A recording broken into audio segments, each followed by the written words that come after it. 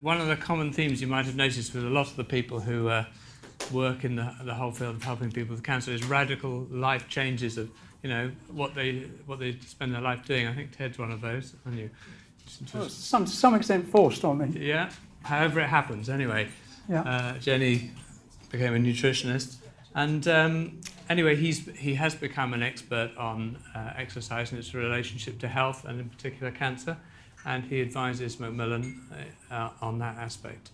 So over to you, Ted. Thank you very much. Good afternoon, ladies and gentlemen. Save it till the end. You might not think it's worth it. I'm a very keen sailor. The connection, the relevance of that will become apparent as I get towards the end of the talk. But I cheated on this photograph. This was taken about 7 or 8 years ago. So it would have been very nice if you'd all said, gosh, you haven't changed a bit. But in fact, an awful lot has actually changed since then.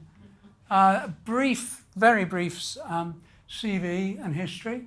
I worked at Wandsworth as the lead on physical activity. Major interest, as Robin said, is the appliance of physical activity to the management of long-term conditions, that fusion of medicine and physical activity and exercise. In September 2009, I was diagnosed with pseudomyxoma peritone. It's a very, very rare cancer, so don't feel badly if you've never ever heard of it. It affects about 1 in 500,000 to 1 in a million, so it is quite rare.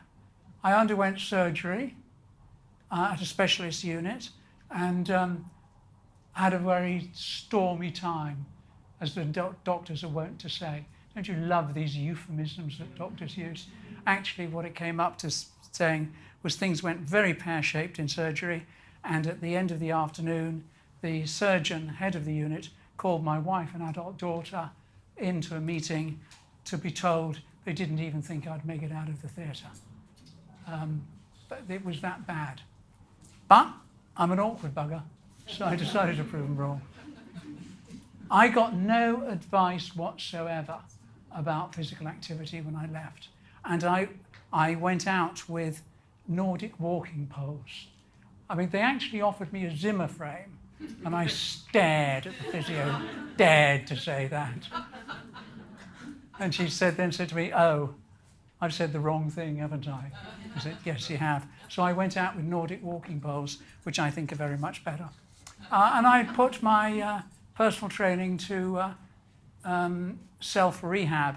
And that went quite well for quite a period of time.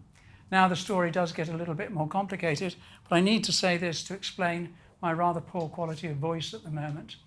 I know Sue would have noticed when I arrived here, I was actually quite out of breath. I had just walked only from London Bridge to here. And over the last year, monitoring has shown my hemoglobin to be falling fairly steadily, slowly but steadily. Iron supplementation, iron transplant proved to be have no effect whatsoever.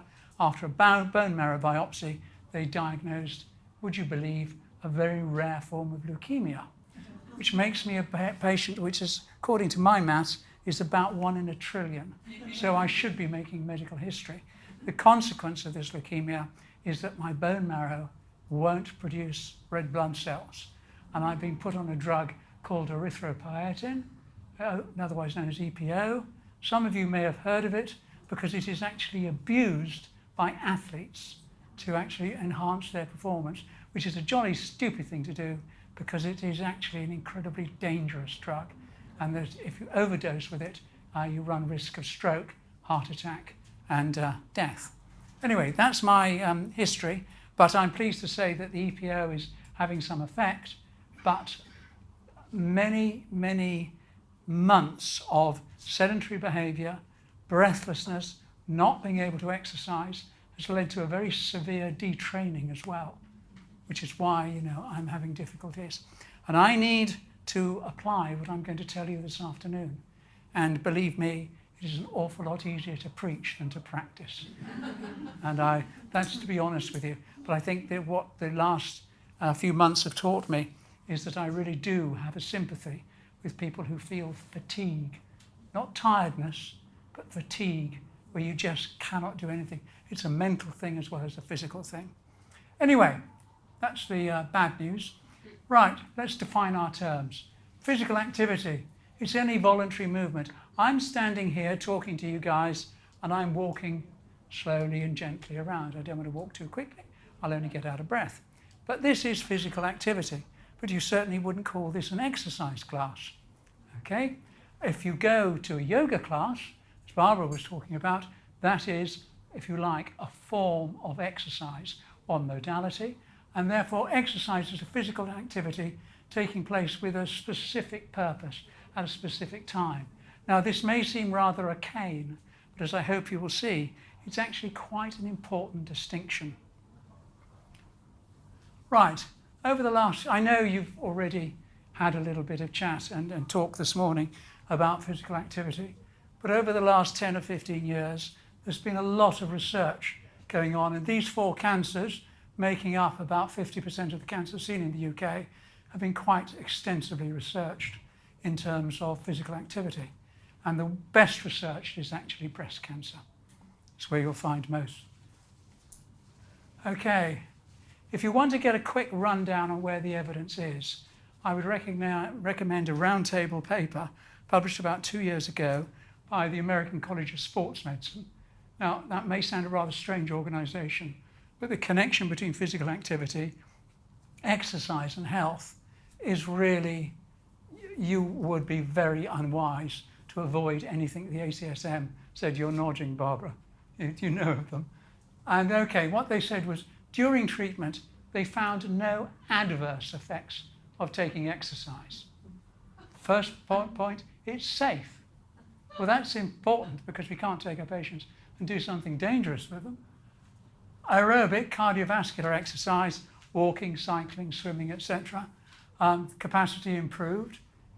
And the exercise classes they looked at range from home walking programs, which I would really class more as physical activity, to formal exercise classes.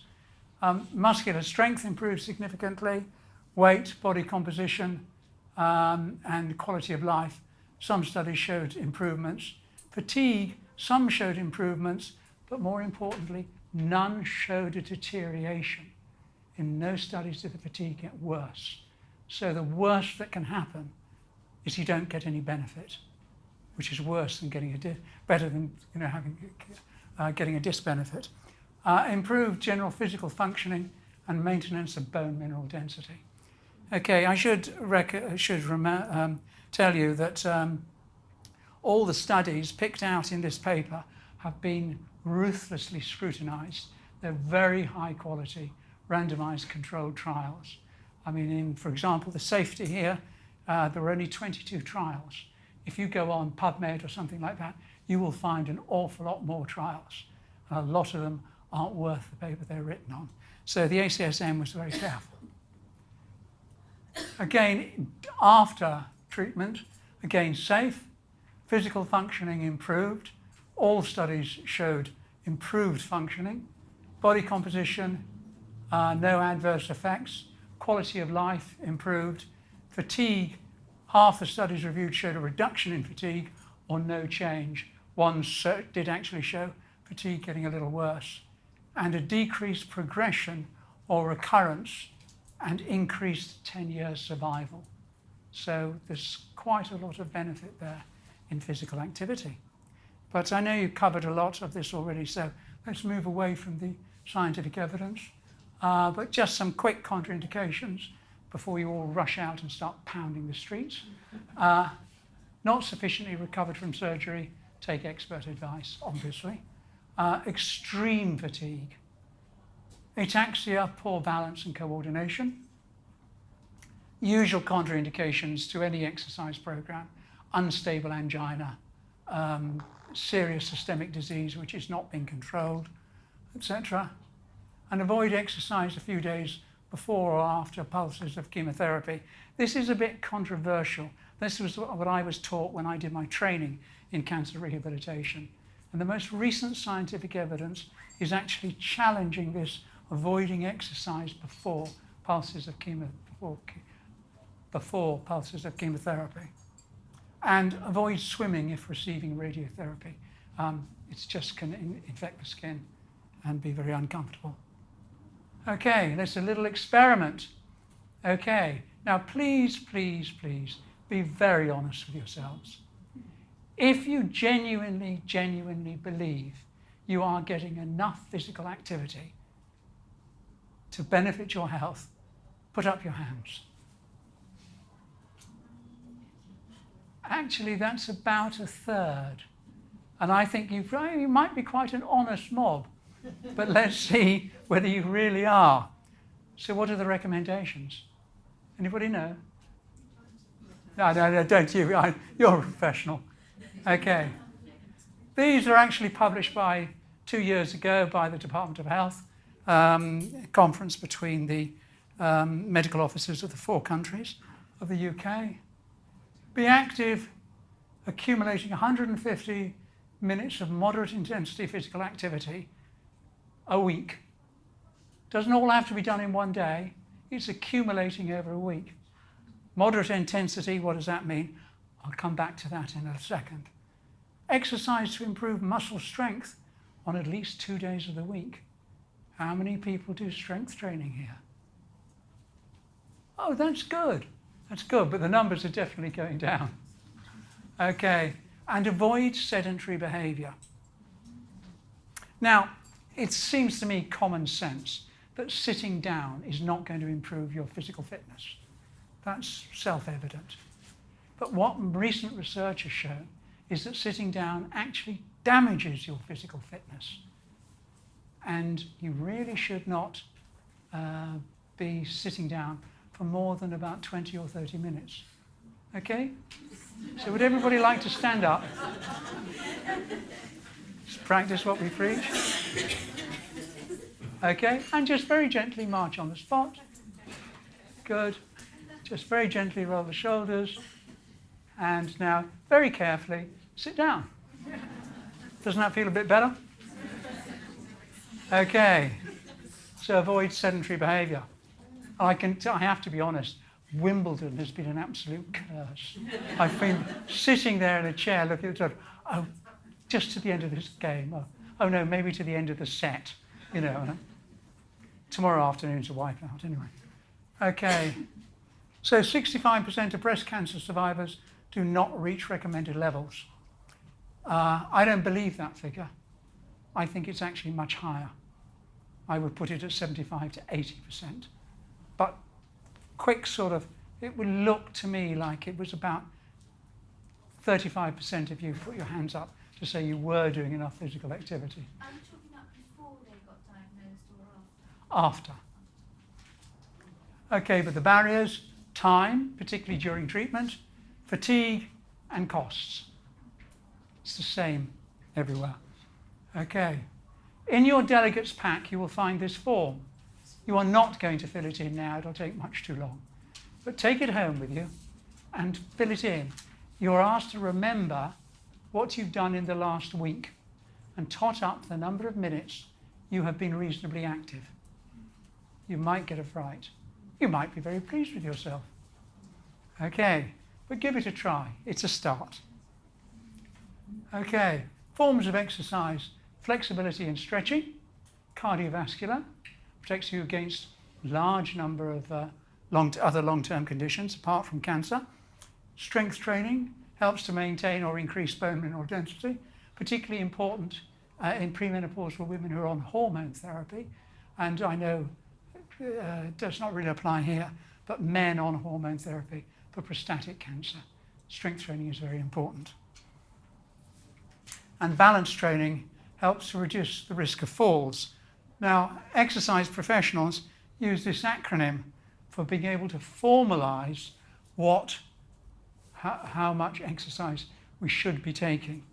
Fit, frequency, how often you do it, intensity, how hard, time, how long, T for type, what sort of exercise. Okay, flexibility. Okay, every day, up to 2 or 3 times a day. Very gentle, particularly if ladies who are just come out of surgery and then lymph nodes have been removed. Be a lot of tenderness around the shoulders, the tendency, I think, possibly to guard, and you need to get the shoulder flexibility back. The one thing you don't want to do, for those of you who remember that scene from Carry On Camping, is this sort of exercise. Oh, 1, 2. No momentum, very gentle. It takes just a few minutes each day, and various mobility exercises and stretches. It's a very useful brochure from Breast Cancer Care. Okay, another little bit of practical work. Very gentle. Standing up, please. So you won't let you be sedentary. Okay, now standing, feet about shoulder width apart, hip width apart. Nice and relaxed. Knees just a little bit soft. Relax the arms. And now just gently lift the shoulders up and out. And borrowing from Barbara, she said earlier, think about the breathing. Breathe in. Nice long breath out. Now into some shoulder rolls. Come up, roll back, gently, relax, breathing out. Think about your shoulders. Think about, is it comfortable? Focus on what you're doing. Okay. And there are many, many more exercises. Sit down, please. Cardiovascular exercise, 5 to 7 days a week. Intensity, moderate, enough to become more aware of your breathing, but not out of breath. You should not be sort of, when you get in from a walk like that.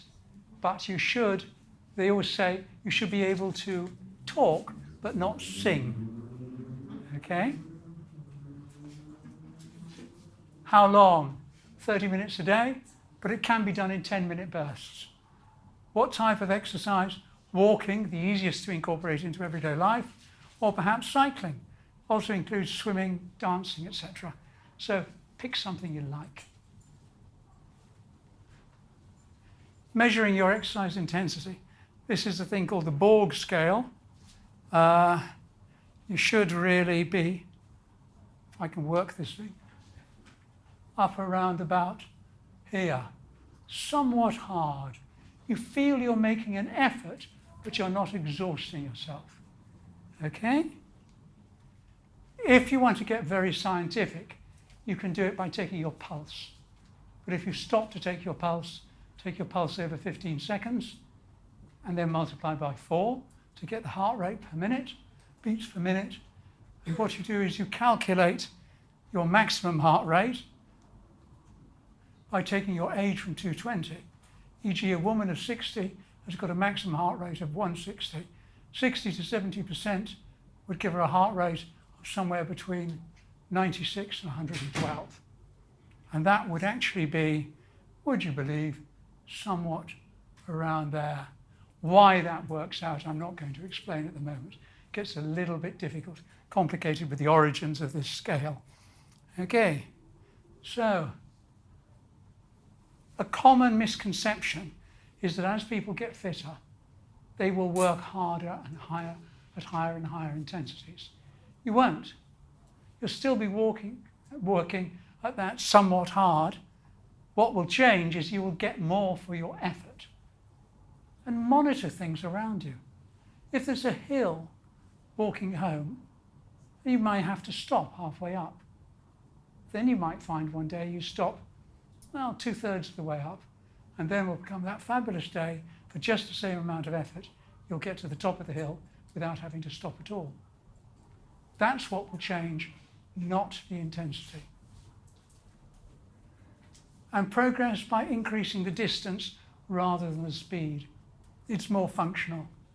If you are becoming breathless, slow down or rest for a few minutes. Much of breathlessness may be due, as it is partially in my case, to lack of physical activity. And just pick a pace at which you can walk. And just plod on gently. Don't panic because you're feeling breathless. But if you need to rest, then obviously rest. Step counters, I'm sure. Anyone here got a step counter? The numbers are getting smaller and smaller. 5, 6 years ago, step counters were notoriously unreliable. They were terrible. They're very much better, but don't buy the cheapest one you can find. If you go on the website of Amazon, you will find many there, around about 10, 12 pounds. And I think the ones which have got 7-day diaries in them are very, very useful. You're aiming at 10,000 steps a day, but this is a sort of mystical figure. The origins of it are a bit strange, because if you build up 10,000 steps just by walking solidly, you'll find that comes to over an hour. What it is that 10,000 steps a day correlates with the people who are doing about 30 minutes a day, moderate intensity physical activity. So it's not an equivalence, it's a correlation. Okay. Strength training. Strength training is one of my sort of hobby horses. I think it's grossly underrated, and it's also, I would say, very often badly taught. Okay. And you will often, if you go around the leisure centres, you will often see the guys, black leather belts, sweaty, absolutely straining at weights. And that is not what we're doing. It's a much more controlled, much more focused exercise. Okay, so intensity, sufficient weight so that you achieve reasonable muscle fatigue after 8 to 12 repetitions. And the exercise can be done with resistance, weights, bands, etc. Let's just do a very simple example of strength training to show you some of the principles. Would you sit forward, please, on the front third of your chair? Okay. Move your feet back, but keep your heels on the ground. Mind your handbag. Okay? Now, anybody who recently had a hip replacement, a knee replacement, please be very, very careful. Sit up nice and tall. Lean forward so you feel the weight come over your feet. Hands on the corners of your chair. And gently push down with arms and legs rising to a standing position. Up you come, nice and gently. Lovely. It's control. Shuffle back till you feel the chair behind you and sit down gently. Now, I think you all found that very easy. So let's make it a little bit more difficult. Sit forward again on the chair. Feet back. This time, hands on your knees. And lean forward again and push against your knees and stand. Okay?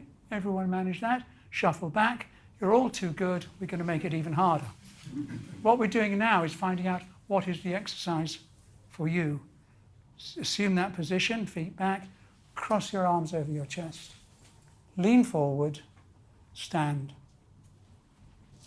Can you feel that a little bit harder? No? Okay, shuffle back.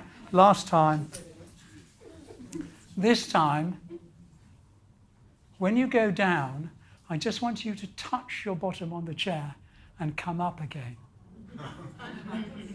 Now we'll see what happens. Okay, off we go. Arms crossed.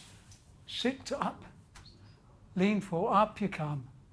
Nice and controlled. Come up to standing position. Now lower yourself down till you feel your bottom touch the chair. But don't sit. Come back up and down and back up, okay? And sit down. Did that feel a little harder? Okay, so we may actually be getting close. You can actually make that harder still by having small weights in your hands. So you'll be doing dumbbell squats. But the key is 2 to 3 sets, breathing nicely as you do the exercise. So breathe out as you come up and breathe in as you go down. And as soon as you find you can do 2 to 3 sets with reasonable ease, make the exercise more difficult. So choose your resistance and progress, okay? I think we're running out of time. There are the instructions. Okay. Okay, here are some household weights, cans of food, bottles, some weights bought from a fitness store, and bands. So not too expensive, can be improvised. Okay. Building strength into everyday life. Think about those tasks which require strength. Gardening. Use your experience with strength exercises to judge what's safe and reasonable for you. Don't go struggling. You're only going to hurt yourself. Okay? Make sure you use good lifting technique, not picking things up like that, where all the strain has been taken from them. You see people pulling up dustbins, get the feet wide apart, come from the legs and push up. And that little exercise we're doing, sitting and standing, will help train you into that. And you may need to get professional help. Weightlifting, this is a recent paper in the New England Journal of Medicine. Breast cancer survivors with lymphedema, the strength training made no difference to the lymphedema, and it improved muscular strength. Balance training, I'll be very quick now because I think I have about 2 minutes left. Any exercise which challenges your balance. Not many of you will be able to see this, but imaginary tightrope walking. Whoops. Like that. You see how bad my balance is? That worries me. And it's not because I got middle ear problems, it's because I lack muscular strength. And building that into everyday activity, try joining a Tai Chi class. I suppose yoga will improve balance as well. So there's another option. Games in the park with children or grandchildren, you know, walking along a single line. Games like that. And one I used when I was first rehabbing myself, which sounds very dangerous, but it wasn't actually, was standing on public transport. But I always had a hand grip next to me, feet well apart, knees bent, Tai Chi position. And hand, that's the bar, hand was close to it. So if the train suddenly lurched, I could grab hold of it. Okay. Towards an action plan. Find out how really active you are at the moment. If it's pretty inactive, I suspect all of you here are reasonably active, but avoid the sedentary behaviour. A friend of mine has invented a new exercise. She's an expert on exercising the frail elderly, and she calls it curtain twitching. And she encourages all her very elderly ladies to sort of get up out of the chair, walk across the room, open the curtain at this time of the morning, and sit down again.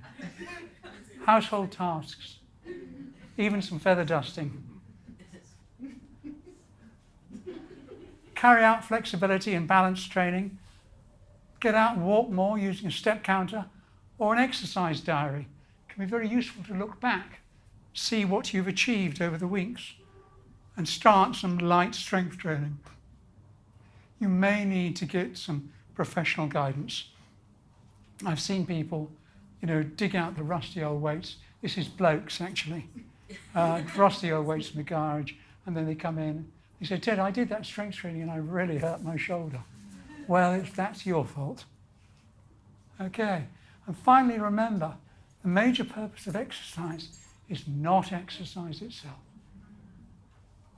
But if you want to do, there's many things you want to do and enjoy life. That's how exercise will help you, and you may then genuinely be able to say, you're fit for the day, live for life. Thanks very much indeed.